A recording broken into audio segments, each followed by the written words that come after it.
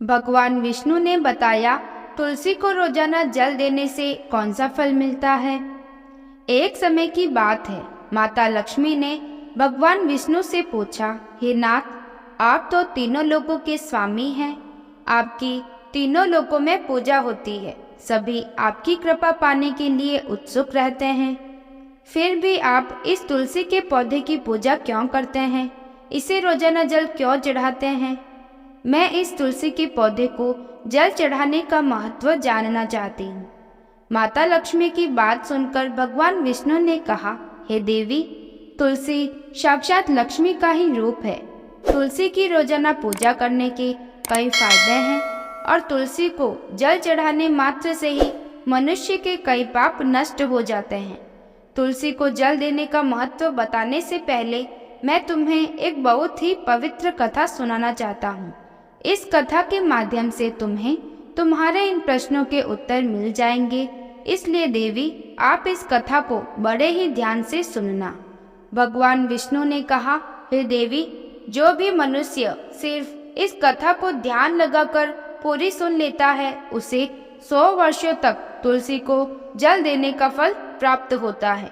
माता लक्ष्मी ने कहा, स्वामी, मैं इस कथा को बड़े ही ध्यान से सुनूंगी, आप मुझे वह पवित्र कथा सुनाना प्रारंभ कीजिए।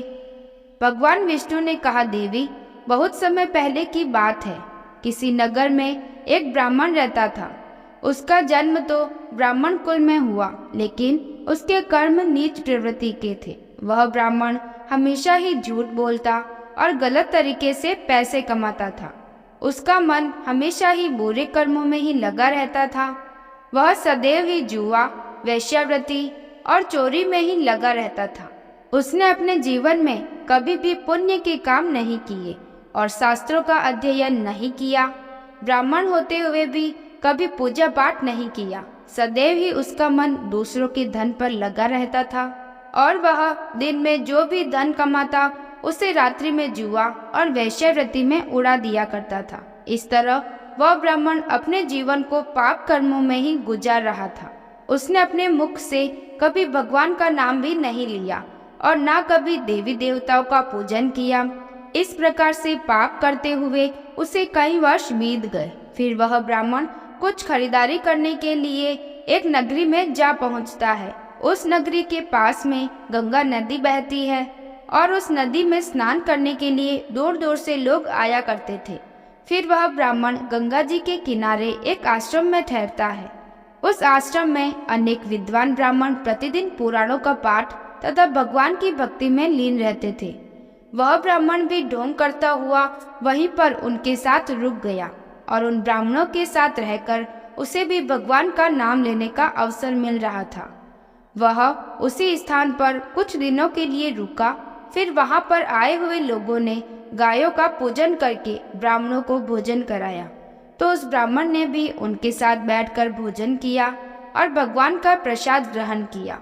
वहीं पर उस आश्रम में एक तुलसी का पौधा था। वह ब्राह्मण जाने अनजाने में उस तुलसी के पौधे में पानी डालता था। उसके मन में कोई विचार नहीं था कि वह क्या कर रहा है। वह प्रतिदिन सुबह उठकर बाल्टी में पानी लेकर तुलसी के पौधे में डालता था। यह उसका रोजाना का नियम बन गया। फिर एक दिन की बात है, वह आश्रम में सोया हुआ था। तभी अचानक उसके पास एक काला सर्प आया और उस काले सर्प ने उसे नींद में ही डस लिया और थोड़ी ही देर में उस ब्राह्मण की नींद में ही मृत्यु हो गई। जब सुबह दूसरे ब्राह्मणों ने उसे इस अवस्था में देखा तो उन्होंने उसके मुख में तुलसी का पत्र और तुलसी का जल डाल दिया। फिर उन ब्राह्मणों को पता चला कि उसकी तो मृत्यु हो चुकी है। तब वहां पर यमदूत आते हैं और उस ब्राह्मण को पकड़कर यमलोक ले जाने लगते हैं। रास्ते में जाते हुए वह ब्राह्मण विलाप करने लगा और यमदूतों से कहने लगता है कि हे यमदूतों, मुझे कहाँ ले जा रहे हो और मेरी मृत्यु किस कारण से हुई है।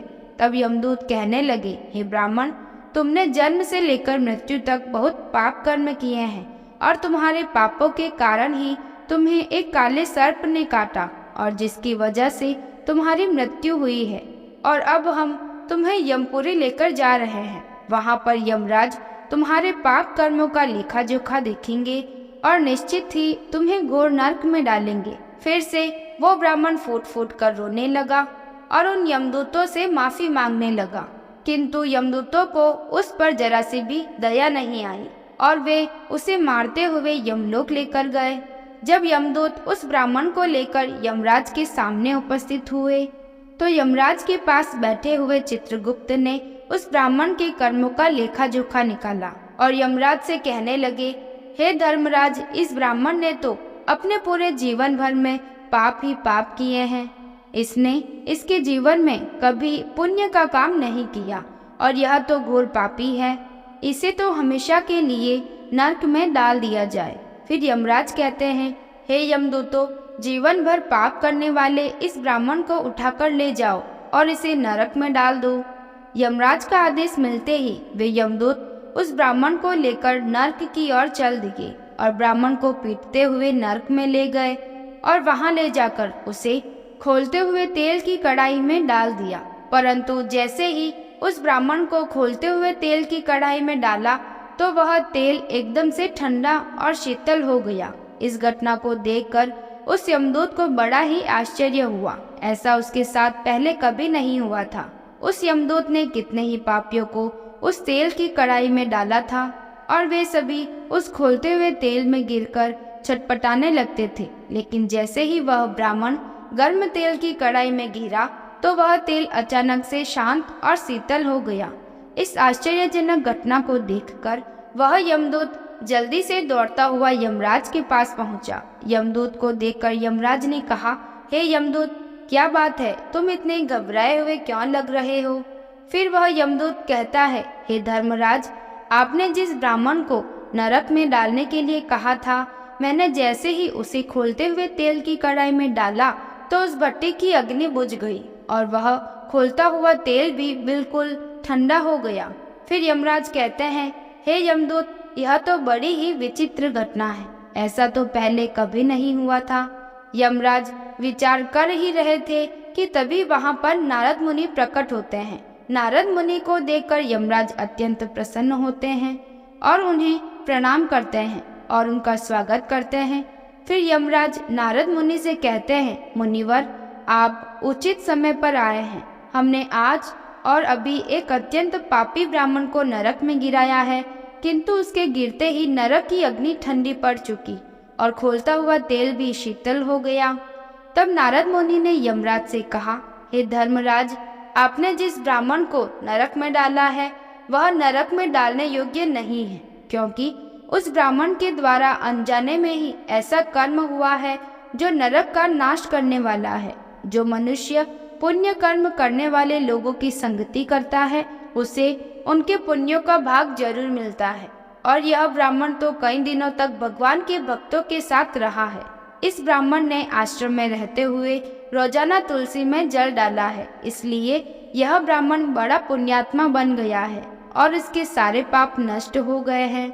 यह ब्राह्मण अब स्वर्ग लोक में जाने का अधिकारी बन गया है।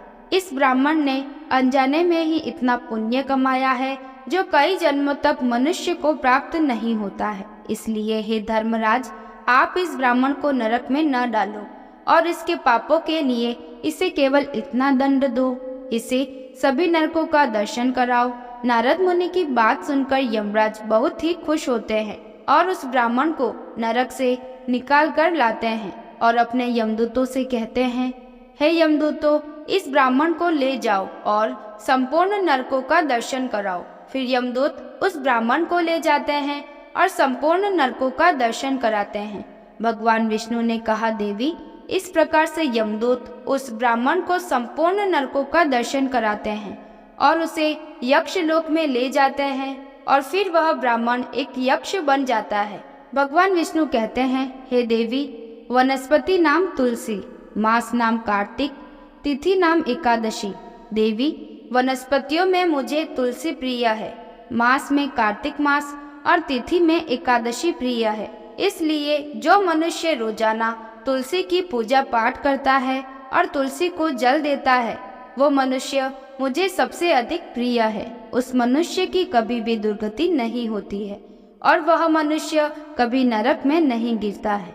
जिन घरों में तुलसी का पौधा सदैव ही हरा भरा रहता है, उस घर में सुख शांति और समृद्धि बनी रहती है। भगवान विष्णु कहते हैं, देवी, मेरी पूजा में और मुझे चढ़ाए जाने वाले भोग में तुलसी के पत्र अवश्य होने चाहिए, क्योंकि तुलसी के पत्र के बिना मैं किसी भी प्रकार का भोग स्वीकार नहीं करता हूँ। इसलिए प्रत्येक घर में तुलसी का पौधा अवश्य होना चाहिए। अगर आपके घर में तुलसी का पौधा है तो सुख शांति और समृद्धि के लिए तुलसी को चुनरी अवश्य चढ़ानी चाहिए। और हमेशा ध्यान रखें कि तुलसी का पौधा चुनरी के बिना अधूरा होता है। तुलसी केवल एक पौधा ही नहीं है, बल्कि वह एक देवी है, मेरी अर्थात भगवान विष्णु की पत्नी है। इसलिए तुलसी को चुनरी अवश्य ही चढ़ानी चाहिए। इससे पति पत्नी में प्रेम और विश्वास बढ़ता है। पति पत्नी का दाम्पत्य जीवन खुशहाल बना रहता है और घर में रहने वाली महिलाएं सदा सुहागिन और सौभाग्यशाली रहती है। तुलसी का विवाह भी अवश्य कराना चाहिए। इससे मनुष्य के सभी दुखों का अंत होता है और सांसारिक जीवन सुखमय बीतता है। भगवान विष्णु कहते हैं, देवी, तुलसी के पौधे के पास अपने मुख से अपशब्द नहीं बोलने चाहिए। तुलसी के नजदीक भूल से भी जूते चप्पल अथवा झाड़ू पोछा नहीं रखना चाहिए, इसे पाप माना गया है। तुलसी के पौधे के पास जल से भरा हुआ बर्तन भी नहीं रखना चाहिए। तुलसी के पौधे के पास दीपक जलाने के बाद दीपक को वहां से हटा देना चाहिए, क्योंकि तुलसी के नीचे बुझा हुआ दीपक रखना अशुभ माना जाता है। जिस स्थान पर भी तुलसी का पौधा होता है, उस स्थान को हमेशा के लिए साफ स्वच्छ रखना चाहिए। इसलिए नियमित रूप से तुलसी के पौधे के पास साफ सफाई का ध्यान रखना चाहिए। तुलसी के पौधे में शिवलिंग और गणेश जी की प्रतिमा नहीं रखनी चाहिए। साथ ही तुलसी के गमले में अन्य किसी भी प्रकार का पौधा भी लगाना अशुभ होता है। तुलसी के पौधे के पास कपड़े भी नहीं सुखाने चाहिए, अन्यथा कपड़ों का गंदा पानी तुलसी के पौधे पर गिर सकता है। और हमेशा ध्यान रखना चाहिए कि तुलसी के पत्र को नाखून से नहीं तोड़ना चाहिए, इससे तुलसी का अपमान होता है। यदि तुलसी के पत्ते सूख कर गिर जाते हैं तो उन्हें कचरे में नहीं फेंकना चाहिए, क्योंकि वे पत्ते पैरों के नीचे आते हैं, जो अच्छा नहीं होता है। उन पत्तों को आप तुलसी की मिट्टी में ही दबा दें और रविवार के दिन तुलसी के पत्ते नहीं तोड़ने चाहिए और रविवार को तुलसी को जल भी नहीं चढ़ाना चाहिए। बाकी सभी दिन तुलसी को सुबह स्नान से निवृत्त होकर जल देना चाहिए और शाम के समय एक दीपक जलाना चाहिए। भगवान विष्णु कहते हैं, देवी, अक्सर महिलाएं स्नान के बाद अपने बाल खुले रखकर ही तुलसी को जल देती हैं। ऐसा करना गलत होता है। महिलाओं को हमेशा ही अपने बाल बांधकर माथे पर सिंदूर लगाकर ही तुलसी में जल देना चाहिए। इससे तुलसी का आशीर्वाद प्राप्त होता है। घर में तुलसी का पौधा लगाते समय ध्यान रखें कि इसके लिए गंदी मिट्टी का प्रयोग नहीं करें, साफ स्वच्छ मिट्टी का ही उपयोग करना चाहिए। इससे तुलसी माँ रूठ जाती है और सूखने लगती है। तुलसी का पौधा कभी भी गंदे स्थान पर नहीं लगाना चाहिए, जैसे नाली अथवा बाथरूम के पास तुलसी के पौधे को कभी नहीं रखना चाहिए, अन्यथा गंदा पानी तुलसी के पौधे में गिर सकता है, जो बहुत ही अशुभ माना गया है। घर में तुलसी का पौधा कभी सूखना नहीं चाहिए। शास्त्रों में ऐसी मान्यता है कि तुलसी का पौधा सूखना अकाल मृत्यु की सूचना देता है। घर में तुलसी का पौधा सूख जाए तो घर की सुख समृद्धि खत्म हो जाती है। सूखी हुई तुलसी में माँ लक्ष्मी का वास नहीं होता है। भगवान विष्णु कहते हैं, शास्त्रों के अनुसार मासिक धर्म के दौरान महिलाओं को तुलसी के पौधे में पानी नहीं डालना चाहिए और तुलसी को स्पर्श करना भी वर्जित है। तुलसी को बिना स्नान किए जल नहीं देना चाहिए और पैरों में चप्पल आदि पहनकर भी तुलसी को जल नहीं देना चाहिए। तुलसी को जल देते समय ध्यान रखें कि वह जल आपके पैरों पर ना पड़े, इससे तुलसी का अपमान होता है। भगवान विष्णु कहते हैं, नित्य तुलसी के दर्शन से मनुष्य को स्वर्ग की प्राप्ति होती है और तुलसी पत्र के सेवन से उसके सभी पाप नष्ट हो जाते हैं। तुलसी का पौधा हमेशा घर के सामने लगाना चाहिए। इसे पूर्व अथवा उत्तर दिशा में लगाना सबसे अधिक शुभ होता है। तुलसी के पास मरुस्थलीय पौधे रखना बहुत ही अशुभ माना जाता है। ऐसे पौधे से नकारात्मक ऊर्जा निकलती है। शास्त्रों में कहा गया है कि जिन पौधे से हरी भरी कलियों की उत्पत्ति ना हो, उसके स्थान पर कांटे निकलते हो, तो ऐसे पौधे को तुलसी के पास कभी भी नहीं रखना चाहिए। शास्त्रों में केले के पौधे का विशेष महत्व बताया गया है। अगर तुलसी के पास केले का पौधा लगा देते हैं तो कई गुना अधिक लाभ प्राप्त होता है। केले के पौधे में देवी मेरा स्वयं वास होता है। इसे तुलसी के पास लगाने से घर में सुख समृद्धि आती है। तुलसी के पौधे में शालिग्राम भी अवश्य रखना चाहिए। तुलसी के गमले में शालिग्राम रखने से तुलसी का और भी अधिक शुभ प्रभाव आपको देखने को मिलेगा। शालिग्राम मेरा ही निराकार रूप है। यह काले रंग का पत्थर होता है जिसे विलक्षण और मूल्यवान माना गया है। इसे अगर तुलसी के गमले में रखेंगे तो आपके घर से संपूर्ण नकारात्मक ऊर्जा नष्ट हो जाएगी। घर में केवल एक ही शालिग्राम की पूजा करनी चाहिए। भगवान विष्णु कहते हैं, देवी मेरी मूर्ति से कहीं ज्यादा उत्तम होता है शालिग्राम की पूजा करना। शालिग्राम को चंदन लगाकर उस पर एक तुलसी पत्र रखना चाहिए। प्रतिदिन शालिग्राम को पंचामृत से स्नान कराना चाहिए। ऐसा करने से मनुष्य के सभी जन्मों के पाप नष्ट हो जाते हैं।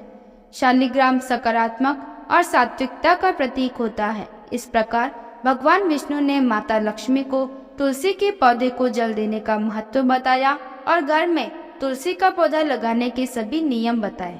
अगर आपको वीडियो पसंद आई हो तो लाइक करें और इस चैनल को सब्सक्राइब करें। धन्यवाद।